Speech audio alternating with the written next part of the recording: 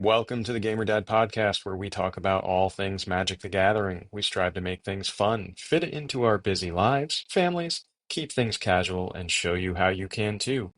I'm Gamer Dad Bob, a nearly 30-year Magic the Gathering veteran who has played formats from Legacy to Standard to Commander. And I am Soul Talisman's biggest fan. I'm an IT manager, lover of sports, RPGs, and father of one very active 4-year-old who I hope to someday teach how to play Magic the Gathering. And I'm Jesse Hoagie, an MTG veteran of almost 30 years, and I am also an IT manager. I like to return Vengevine from my graveyard. I play almost any game I can. I play guitar, mostly metal music, and I have 2 daughters and a new puppy. Manager by day and a longtime MTG player with some potentially questionable threat assessment by night. I play a variety of games with my family, and I try to get them to come over to the nerdy side with all of us. And you guys probably remember Matt from our Hows and Whys episode. He's joining us again. He's a regular in our Commander pod, so we wanted to get his take on this episode. This is an emergency podcast. We are recording this as I am visiting Jesse Hoagie's house. I am here on premises with him right now. So you're getting the high quality AirPods, Bob. No big setup, no good microphone. We couldn't go without giving you guys our takes on the big Commander shakeup this week that's just making ripples through social media at this very moment. So let's break down the timeline of events for everybody to come on board. If you're listening to this, you're probably kind of dialed into this whole situation. So I'm going to try and make this as quick and painless as possible. Monday, September 23rd, bans come out. Dockside gone. Nadu gone. Mana Crypt gone. Jeweled Lotus gone. September 25th, Josh Lee Kwai resigns from the Commander Advisory Group. Buyouts on cards begin. The banned cards are being bought out. September 27th, Kristen Gregory resigns from the Commander Advisory Group. Monday, September 30th, today, the Commander Rules Committee hands off all powers and responsibilities to Wizards of the Coast.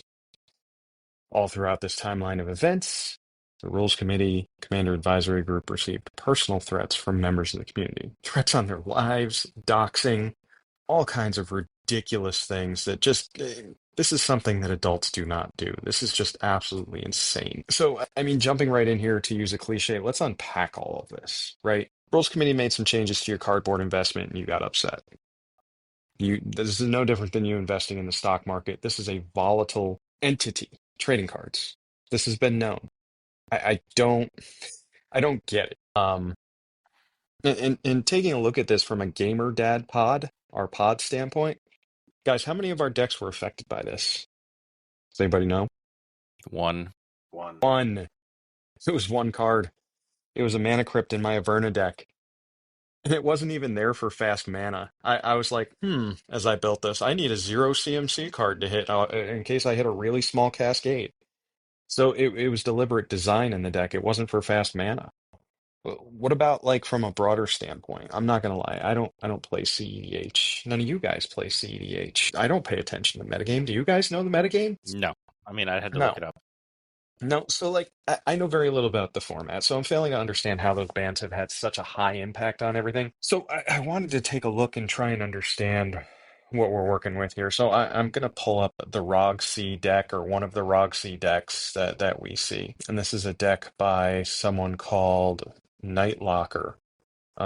Thank you to whoever you are out there. So this deck focuses on Ragra, Son of Raga, and Silas Ren, Seeker Adept for ultimately looks like a Thoracle win con. We're looking at one, two, hold on.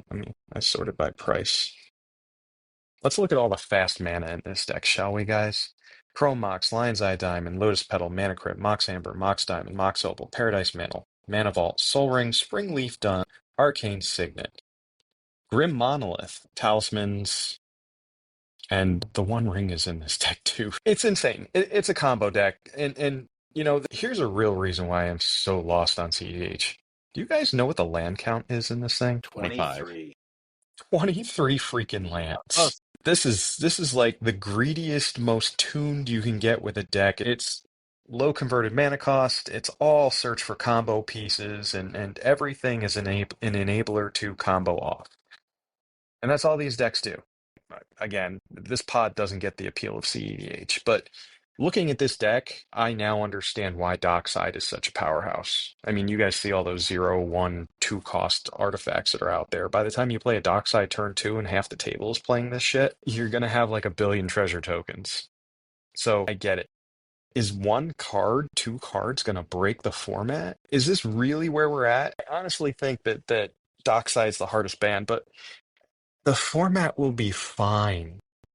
This is like a knee-jerk reaction by these breathers over this potential loss in value in cards. Do you think they have any intention in selling these? Really? Do you think that they were selling their Dockside Extortionates out of their Roxy decks? I don't understand the Paul. So Jesse and I and Matt to an extent have been talking about this all afternoon.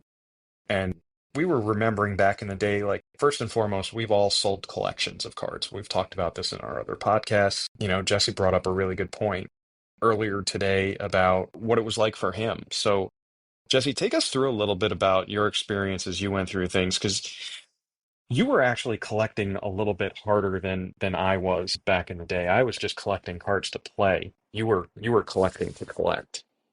Yeah, so like my very first collection, I should say, is that came out of high school. You know, back then I had a father that he was a UPS driver and he would travel and he'd say, you know, what cards do you want for your decks? And he would pick them up for me, no matter what they cost. I had play sets of all the dual lands. The only card he wouldn't get for me was the Power 9 because they were $300. Like back then, a Black Lotus was $300, which is like crap. Wish I would have gotten it. But then I sold them in college because I graduated or was about to graduate college, and I didn't want to move them, and I didn't have any use for them because I hadn't played since I was been in college, and I sold them for $200, all of them. Now, one dual land is worth double that for revised. Yep. Mine were revised, so they weren't like beta, anything like that. So, and then after I sold them, like 2008, when I got back into it, I contacted the guy that I sold them to and said, "Hey, any chance you want to give me my cards back for the same price I gave them to you?" And he goes, he pretty much told me to F off and didn't talk to me again. But then I started buying them again. And by the time I sold them again in 2014, I had quite the collection. I had, you know, Gigas Cradle. I had all those other like available cards at the time. And the one that sticks out, I still have the spreadsheet of that I sent to Star City Games. I sold my Gigas Cradle for $800 or $80. Sorry, $80. 80. Now it's at a zero to that. So I'm sure if I go through it and look, like I sold my cards for about $4,200. I'm sure it's probably double that now, at least, for the cards I had in there. And like I had a Lion's Eye Diamond, I had an Imperial Seal, I had, you know, the Snapcasters, the Lilianas, the stuff from Innistrad that's, you know, the fetches, all the dual lands that are expensive. And it bums me out a bit, yeah, but like I used that to buy the blue guitar behind me. I use that for the down payment on the car that I've been driving for 10 years now. You know, it helped me get somewhere in life that I wouldn't have gotten to unless I sold them. So they serve their purpose. It's like it's a gamble. I mean, it's just like anything else. You buy a lottery ticket and you're gambling. Like you might make money or you might waste your $20. I thought you were talking about pay 1 red, search for a card, put it in your hand, shuffle it, and discard a card at random. No. Not So that gamble. No, it's not. Ah, And I understood that because I was around when Chronicles was printed and Legends. Like I didn't have the valuable stuff back then because I was a kid, but I knew of it. And it's like, and my dad collected sports memorabilia my whole life. So I knew that cards were sometimes valuable and sometimes not. Like he had autographed stuff of Kobe Bryant and Shaquille O'Neal and Michael Jordan. And he would show me like this, I bought this for this and now it's worth half as much. You know, he kind of, as bad as of a father he was, he like that was a good thing that I learned from him was that it rises and it falls. It's just like the stock market. So I don't know. Like if I had those cards, I would not be upset at all. That's just how they are. That's just what happens. yeah, that sounds like something a mature adult would say. I mean, let me just ask you this, just to check some boxes here. Did you call Star City Games back and ask them to give you more money for your cards? I did, and the number was disconnected. No, I didn't. Oh, okay. Yes. I did not. Did you personally threaten people like Ben Bleiweiss or anybody else at Star City Games buyers department? Sure didn't. Did you dox anybody because your Sure card values aren't okay? Sure didn't. Did you move on? The cards that I got were not. I didn't get the amount of money that they quoted me because they arrived in a different condition than I told them. Mm-hmm. Because they moved in the box a bit, and some of the stuff wasn't near mint. So they quoted me 4,800, and I got 4,200. Mm-hmm. And that didn't bother me. I said, okay, good. I'm glad to get rid of them. Yeah. You moved on, right? All the commons and uncommons and bulk rare to Matt, actually. So you brought up a really interesting point here, and this goes along the lines of Wizards printing practices changing. And I didn't put this in the notes, but it just dawned on me, right? So we talk about this reserve list that we have and everything. They're never printing these cards again. Yet back then they reprinted an entire set of cards in white border. I mean, Legends to Chronicles. They said we have a scarcity of cards. Let's print some more in La- white la- border. last didn't they just do that same exact thing last year, 30th anniversary edition? They reprinted Uh, all of those cards, even though it's a different border. They still reprinted them. yeah, one slight problem there. The greed has gone way up on that because those Right. cards were going for an insane amount of money per booster pack. Mm-hmm. Now remind me, was Chronicles legal? Chronicles was legal. You could play with Chronicles back then. Matt would know. Yeah. That's a big difference too, because the 30th anniversary is not legal. They're basically super expensive products. And it might be cool to own a piece of Magic history, if you will, even be albeit 30th anniversary stuff here. But I'm not paying $400 for a booster pack of things where I could get like a fireball as my rare in the in the proxy pack. You know, like I'm not doing that. Matt, what was your experience selling your collection? Yeah, I mean it's similar to you guys. I mean, I was collecting for a while. I mean, I had 4 Force of Wills, I had Mana Drains, I had a bunch of beta cards, a bunch of Lotus. I mean, I had all the big stuff, but I had to sell it to pay for stuff. I had some bills that came up, and I needed to sell, pay for it. Went to the store, sold it to the local gaming store here, and he gave me what he thought was good for it, and then check what was it, Jesse? Had to have been 6 months later. I think all those cards just exploded in price. Yep. And there was just, I didn't know that was going to happen. But yeah, did I threaten anybody over it? No, I understood the risk that I took when I sold that. And then when I got back into it with the Innistrad block and got the Snapcaster and the Lily and stuff and resold that, it was the same thing. I know the risk that, could this be an investment? Yes, it could be an investment, right? I mean, if we had known back then some of these cards would go high, sure, it's an investment. But at the end of the day, I didn't treat it as an investment. I treated it as something I wanted to have fun and go and play and do. And then if I made some money off it, well, I made some money off it. I mean, it is what it is. Yeah, and Stocks are an investment. Real estate's an investment. I mean, I think of cards closer to real estate investments, right? Because if you're playing with them, you're not selling them. If I'm living in my house, I'm not selling my house. And interest rates are up right now. I'm not selling my house. I don't get it. Like, you're not talking thousands of dollars here. We're not. For the No. Nadu, obviously we're not talking about Nadu because Nadu doesn't matter. It should have been banned. It should never have been printed. But Lotus, Jewel Lotus was what, $100? Dockside, Yeah. I think was $100, and Mana Crypt, I think was $150. So you're talking $300 to $400. And most people didn't own multiple copies. Is that true? Is the data showing that, what we're hearing? That's an assumption. Like the stuff I'm seeing on Twitter and the stuff I'm seeing on Reddit are people holding a single copy saying, "This is what I owned. It's trash now." Mm-hmm. Now, so we're not talking like somebody has a Gaia's Cradle and suddenly they ban it and they lose $600-700 for one card. We're talking less than $500 usually. So it's, I just don't see it. I just really don't see it. Now, I really feel for the LGSs that have a lot of that stock that they can't sell. Like the three of us went to a local store here and they had a graded 10 Lotus. Yep. There. And he was honest. He's like, I never planned on selling this. It's more of a conversation piece. Now, we didn't go to the other store here that we usually would game at years ago, but I don't know if they have multiple ones there. But I mean, you got to think if there's stores around that have probably 30 or 40 of these possibly, or have a lot of these, and they're losing a lot of money. But how did they do on Murders of Karlov Manor when they bought all that stuff? How did they do on one of those the Aftermath, March of the Machine Aftermath? There you They go. always buy stuff and lose money. It's just part of the game. It's part of everything. But they're a business. They have insurance for that. They have write-offs for that, right? They purchased this at this price. Now it's only worth this. They depreciated it, right? They are safe. They're covered.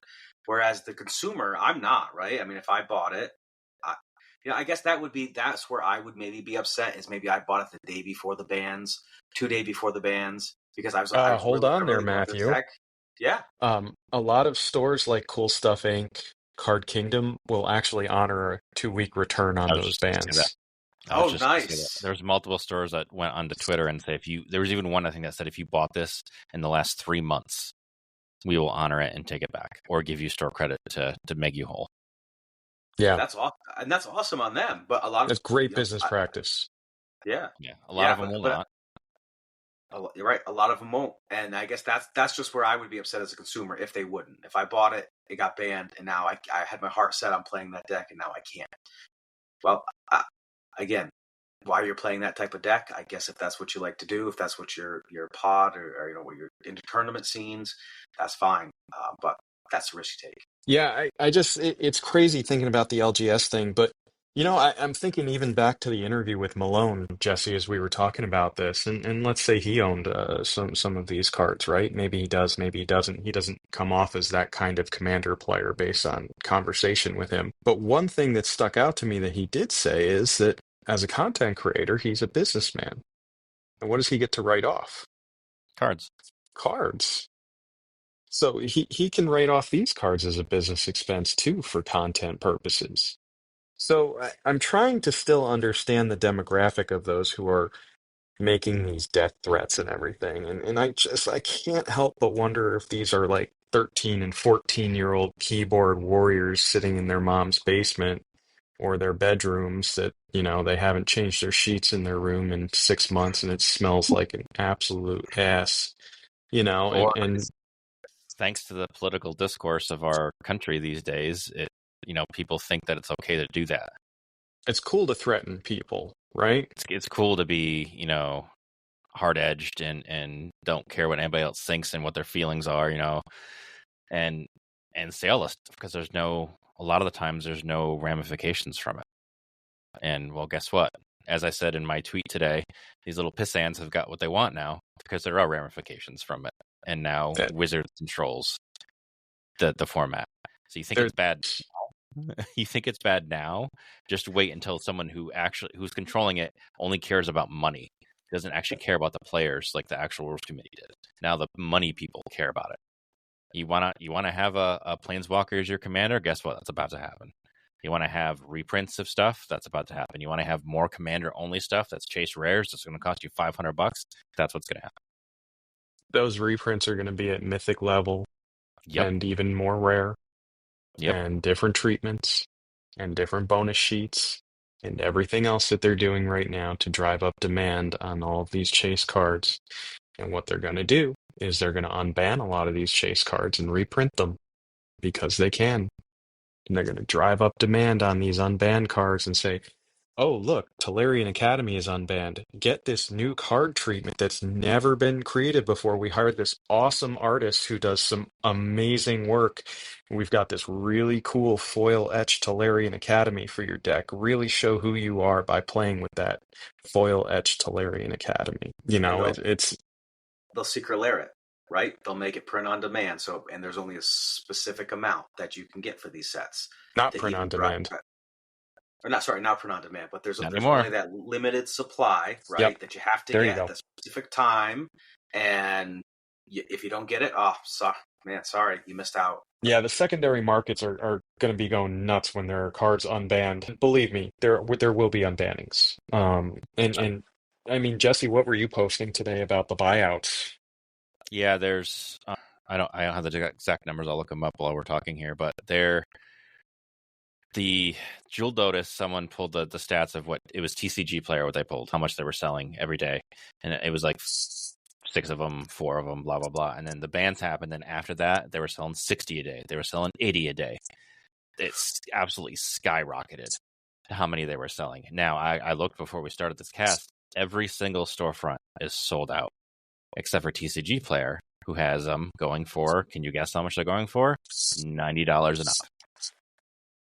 Everybody else is sold out. There's some shady one selling it for $40 on TCG Player that has never sold anything and has 0% rating. So I really don't think anybody should be doing that. I do not go to that seller.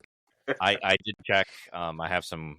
My wife knows some local, someone who happens to own a local store, to see if they had any, and they said that they sold theirs long ago before the bans, and they regret it now, not keeping them.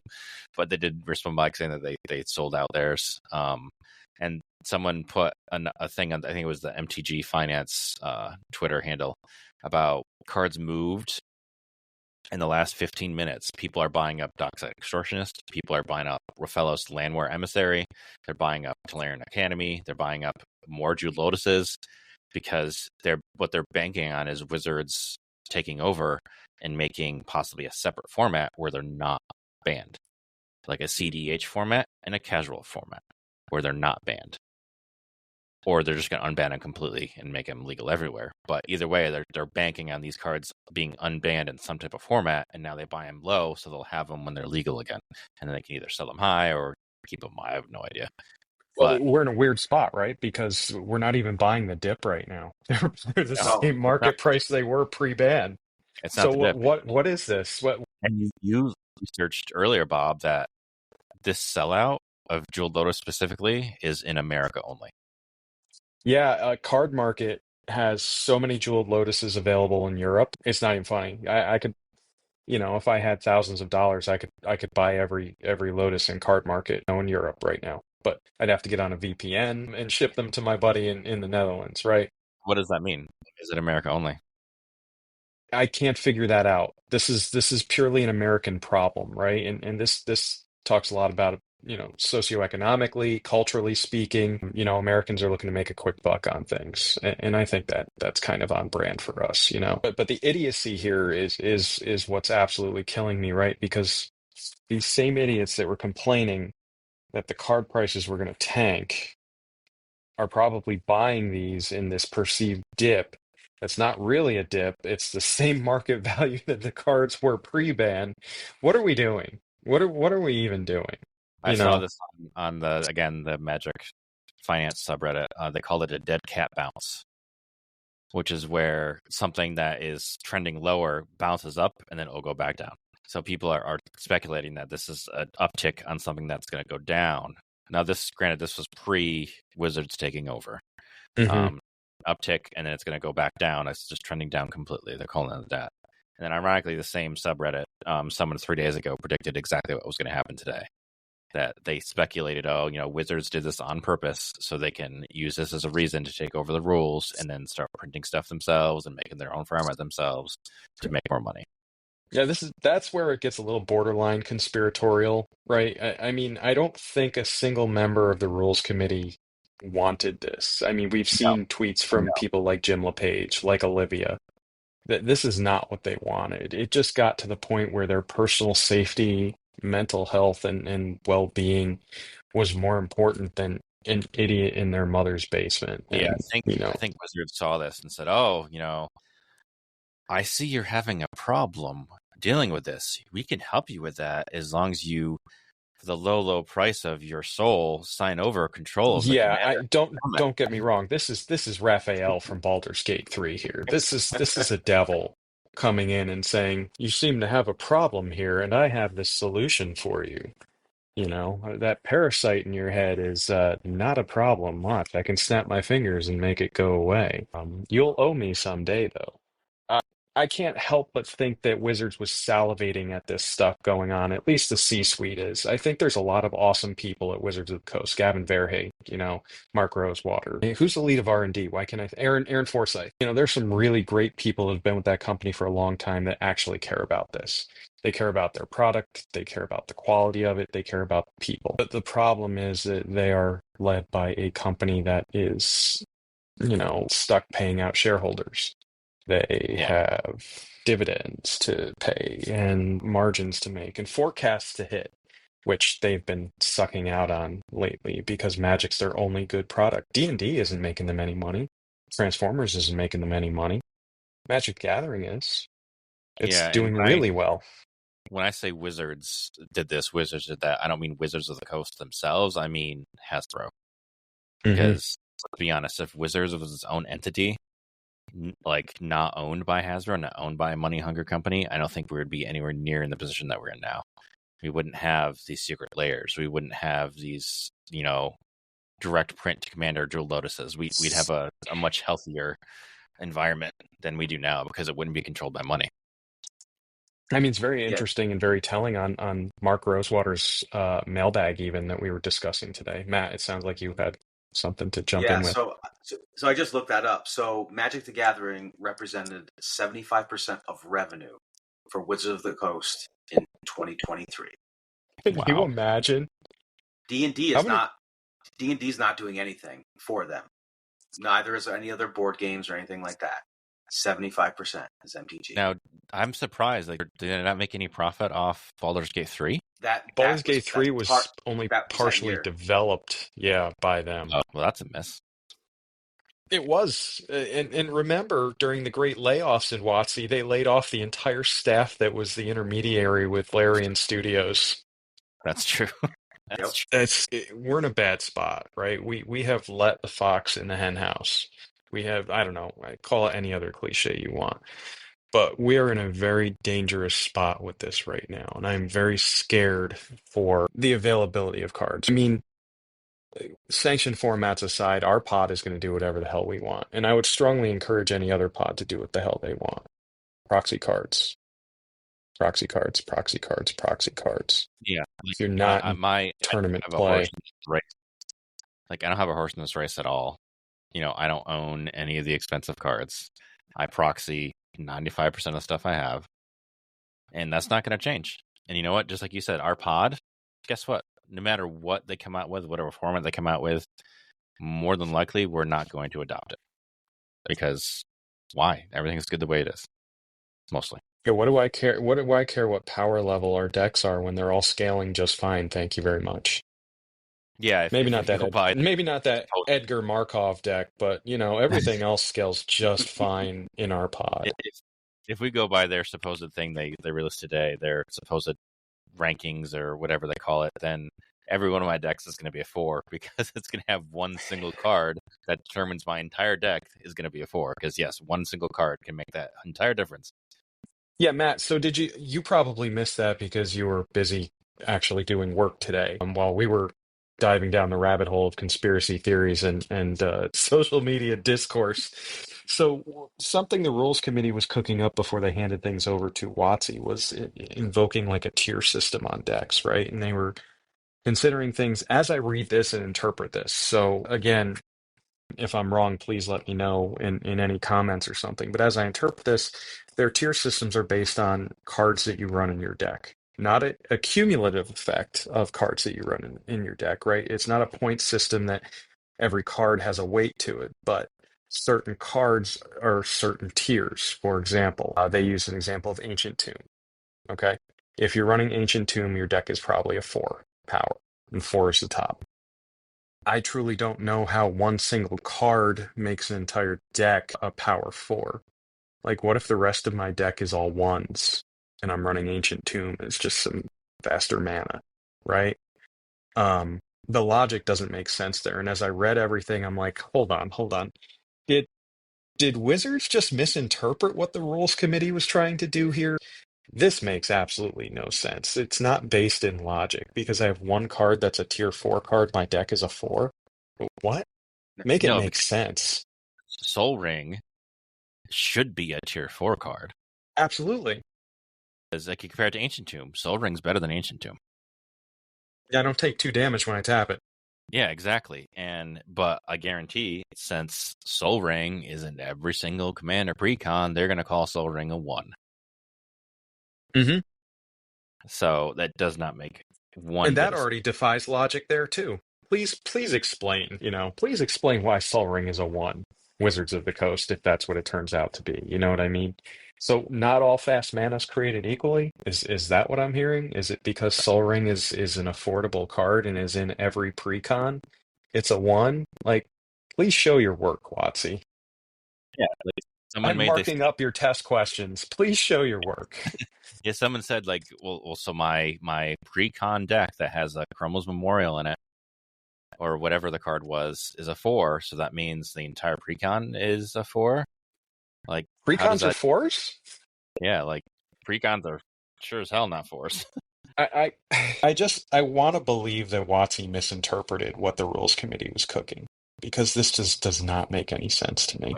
Even if they did, do they care anymore that the rules committee Discord is in indefinite read-only mode right now? I Like, feel so bad for those mods. they are. That whole team, Sheldon cultivated that team from scratch. He said, "I want this Discord so that we can connect with the community."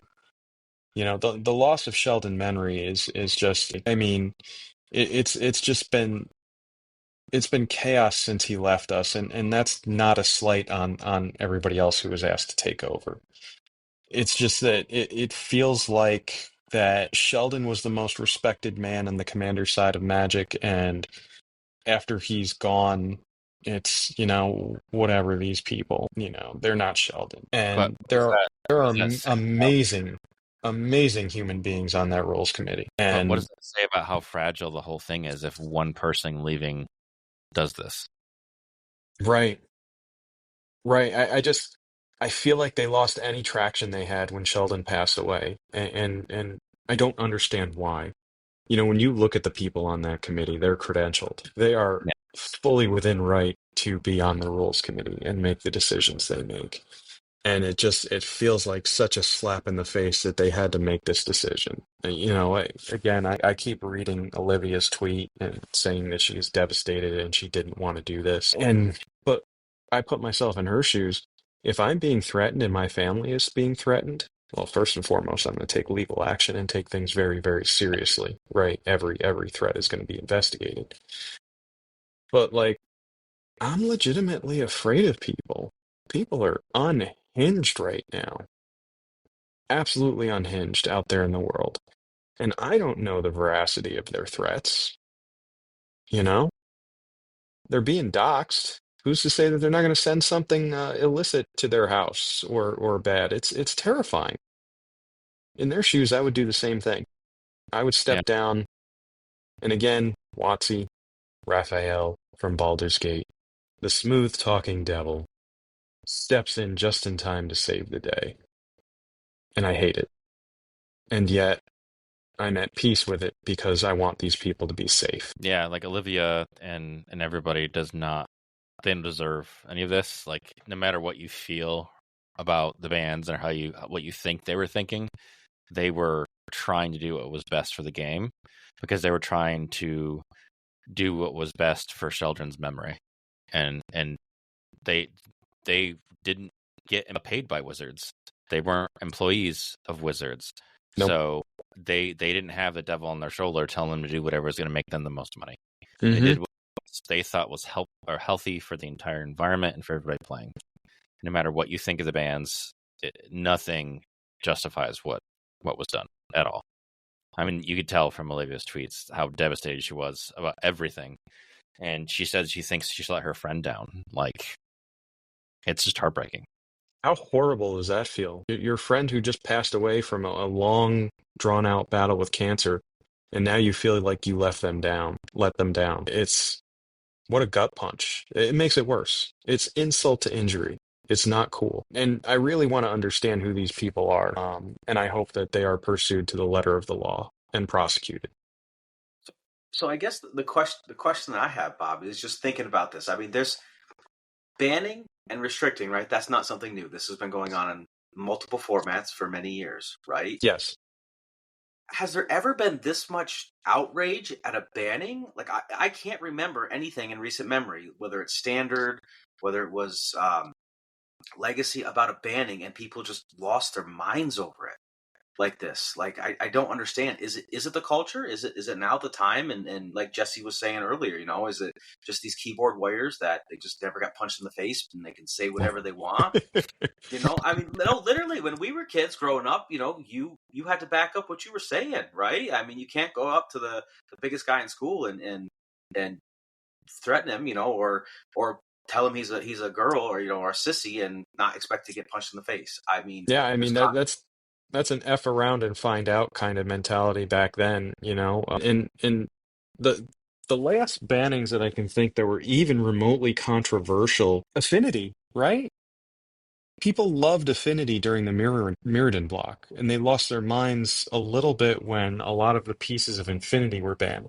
But that was a format warping deck, and something needed to be done about it. And they started stripping the pieces of Affinity out, starting with those artifact lands. And oh, by the way, they're legal in Commander. Affinity is a very viable archetype in Commander. I run it. So I run it in like 2 decks.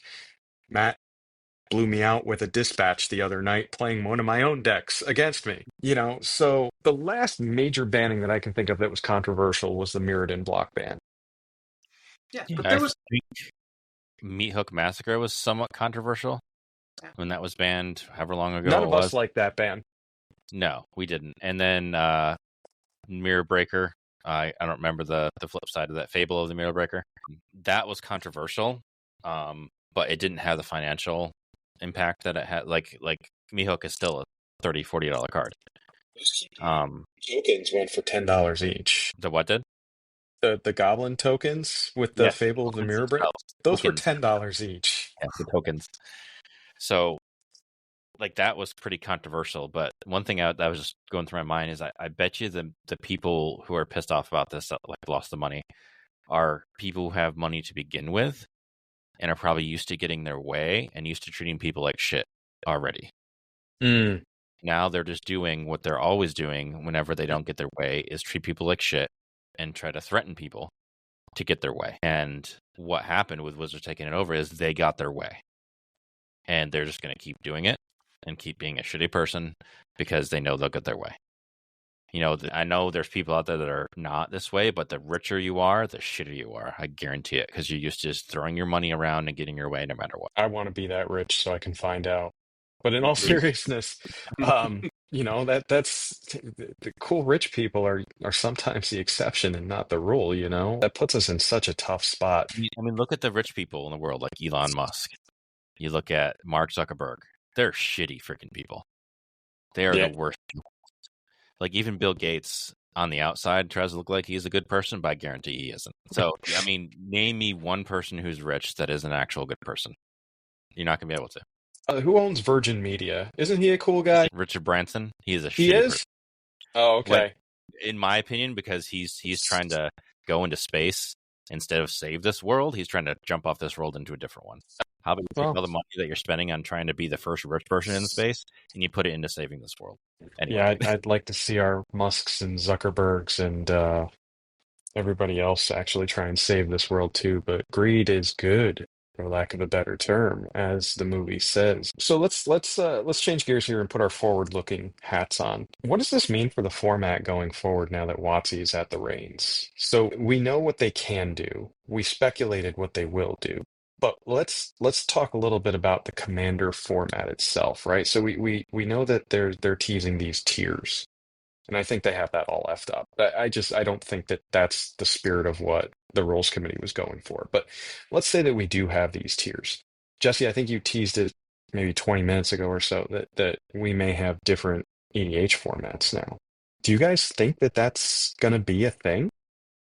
I think there's going to be 2 formats. I think there's going to be competitive EDH, whatever they call it. I don't think it'll be called that. I think they'll call it something different. And then that competitive side, nothing will be banned, except for like maybe Krakus or whatever you pronounce it as. Are you thinking maybe more like a legacy or vintage type of ban list? Yes, where there's nothing like there is today. And then you have the casual one where there's bans. Mm-hmm. You have the best of both worlds. You can have the people that want to play casual and won't get upset over these bans.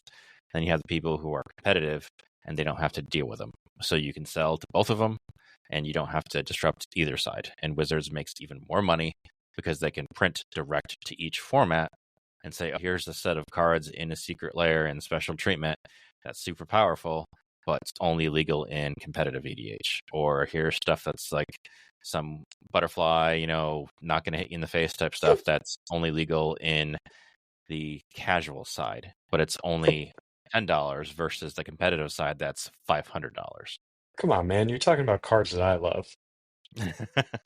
I think there'll be 3 tiers, just like they did before when they broke out Legacy, right? So when it used to be Legacy, now it's Vintage, right? So just like you said, Jesse, they'll have one format. You can do whatever you want. Have fun. You can have whatever cards you want. We're not going to tell you what to do. And there's going to be a slightly modified format to where maybe some of the ones like the bannings that just happened are going to be there. And then they're not going to be there. You can't play with those, but you can have these other decks. And then there's going to be, where we land, which is the casual format, where we're going to do what we want. We're not going to play these crazy decks here. We're going to play these other ones over here that just aren't like super cutthroat. But I think they'll have those 3, just like when they broke out Legacy. Was it Legacy, Modern, and Standard when they broke You're those out? forgetting the days of Extended, Matt. Extended. There you go. Yeah. So it'll be something like that. And then to add on top of it, I mean, if I was Wizards and they have these 4 tiers, guess what? I'm putting out products in all 4 tiers. All right, you want tier 4, you want these level 4 decks? I got 4 decks I'm going to come out that you can buy with a commander set. You want level 1s? Here you go. Here, level 1s you can buy. Yeah, I'm gonna go a step further and say there's going to be a format that's going to be rotating. Just like Matt kind of said, maybe there's going to be a third one where it's like standard brawl in arena instead of regular brawl or standard brawl, where only certain stuff's legal, but it's still singleton. Maybe it's going to be a 60 card commander deck instead of 100, just like brawl is. Standard brawl is 60 instead of 100. I'm of 2 minds. I definitely think there's going to be a CDH spinoff. I think there's been too much discourse in the community, social media, you name it, over there needing to be competitive Commander, competitive EDH. People seem to love it. There's a lot of content creators that are really trying to embrace it and bring it to the front of Commander. You're seeing a lot of people trying to introduce it and saying it's a fun and cool format. Again, I still don't being paid to say. I don't understand the appeal of it personally. That's just not who I am. I just want to build my crappy Jund Spider deck for next time that we, for when we play, because Jesse told me to do it. Bob, build a Jund deck. Here's your commander. Go. I enjoy doing that sort of thing. I don't care if the deck's not fine-tuned and it doesn't have, how many freaking, where's my mouse? How many fast mana rocks are there in this thing? 1, 2, 3, 4, 5, 6, 7, 8, 9, 10, 11, 12, 13, 14, 15, 16. I'm not building a spider deck with 16 fast mana. I mean, I have other synergies I want to build into this deck. I usually have 2, maybe 3 fast mana, Soul Ring, Arcane Signet, and maybe like a Commander Sphere or something like that, or a Mind Stone. That's it. If I'm running 3 colors, I'll run 2 Talisman or Signets, but I like the Talisman over the Signets. But 16 guys and 23 lands. That's not how I'm building my decks. I mean, I get you want to cram in as much value out of the cards that you're getting as at low casting cost as you can get, but honestly, I want to unban Iona and play it as one of my 99. Can't I play my Iona Shield of Emeria? If I have 9 mana, I'd better be able to cast it. Come on now. See, that's another thing. I think Wizards were still saying this card is banned either as a commander or banned in your 99. Like there's cards on the ban list that would be fine in your 99, but bad as a commander. So I think that will start happening. And go ahead, Matt. Yeah, I mean the question that I have is what are the LGSs? What are they going to do? because tournaments, right? A lot of people play CEDH, right? So now if they have different formats, what are the LGSs going to run? Are they going to say, I don't like CEDH, I want to run this other format? As you know, so it's you gotta think the local gaming stores are going to do what's best for their players, for their customers. They're going to do what's best for their bottom line. Right. We're in a weird spot there too, because someone like me has no interest in playing tournament Magic anymore. I just don't. Nope. Right, but others do, right? And are those the guys that are running these CEDH decks? Or is that They're running CEDH decks, for sure. Yeah, the closest I want to a tournament is the ranked ladder in Arena. That's the closest I get. But I mean, that's, you got to think about those guys and what are they going to do if something like this were to happen? How are they going to run their tournaments? I think Jesse's got it spot on, right? They need to maximize profits on the tournament space, right? So they want a format that more people are gravitating to, but it's a double-edged sword, because if casual Commander is what more people are playing, they're sure as hell not going to play it competitively. Nope. They'll start, if I was an LGS anyway, and I owned one, and whoever's listening, take notes on this if you own a store. Keep running them each. Like if to say there's 3 formats, run every week, run at each format and see which ones bring the most people, and then cut it down to 2. See which one brings most people, then cut it down to 1. So that's the only one you're running because it brings most people, and then ever so often run another one to see if you can get more interest. Because this format or this type of event we're only running twice a year. You better come for the twice a year one because you're gonna miss it, and then they make more money. Yeah, we're at a crossroads right now with this format, and it begs the question now, with total control over all formats and bannings. What are we doing? Are we going to see more control over things? We've seen that Arena has been teased that it can be 4-player. That's on the horizon. Is it going to be Brawl? Is it going to be Commander? Is that going to be the same ban list? Is it going to be different? How are they going to import other cards that are legal in Commander? Are we going to have that set that is basically just 100-card Brawl? And is that just going to be the rule set to paper in your rotating format? A lot of interesting options that WotC can pivot to here. It's scary. Again, it's less scary for our pod, just from a realistic standpoint.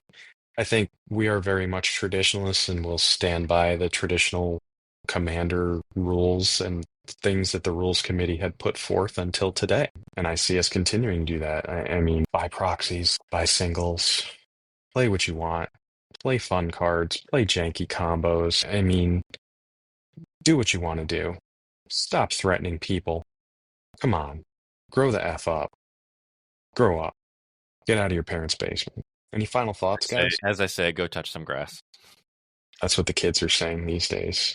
Stop being sus. Stop being a skibbity Ohio Rizzler toilet, whatever they call it. Please stop. Please stop. Folks, Jesse Hoagie is now banned from the podcast. We won't see him anymore going forward. It's the Gamer Dad, Bob, and Matt show. Now, in all seriousness, Matt, do you have any final thoughts on all this? It's a wait and see game. Let's see. Are they gonna? Wizards of the Coast has a couple options, right? They can come out now that they own it. They're going to come out quickly, swiftly, make decisions, reverse decisions that are made, and really toss up the format, or they're going to take their time, think about it, and make better decisions. Decisions that have data that's data driven, that says this is what we really need to do for the community, as opposed to the bottom line. Are we going to see that? Probably not. My guess is they're going to say you're talking like us managers in our fields of work, but I don't think we're going to see that either. No, they're a company. They have shareholders to answer to. They're not going to do what the general public wants, because what the general public wants is not good for business. Yeah, they want for sure. They want more availability of these higher end cards, and we're not going to get it because that decreases the value and increases their bottom line. We want more availability and less availability at the exact same time. Look, we're printing all of these special treatments cards. So yes, there are more out in the market. But you can only get a serialized Lotus. There's 1 in 500 of them, guys. That's it. You think the One Ring is the only card that's going to be 1 of 1? I guarantee, and I'll go on record, I guarantee the Infinity Gauntlet from the Marvel set is going to be 1 of 1. Book it. You want to bet? Book it. Yeah. All right, guys. Well, thank you for coming together for this emergency podcast. And oh, by the way, the title of this podcast this week is Everybody Panic? Question mark. I don't think we're at a time to panic right now. I think we're at a very interesting crossroads with the format, and I'm excited and apprehensive to kind of see where things are going. I'm very nervous, hesitant to see what Wizards of the Coast is going to do with the format. And as the great Shivam Bhat says, the cure for talking about Commander is to play Commander.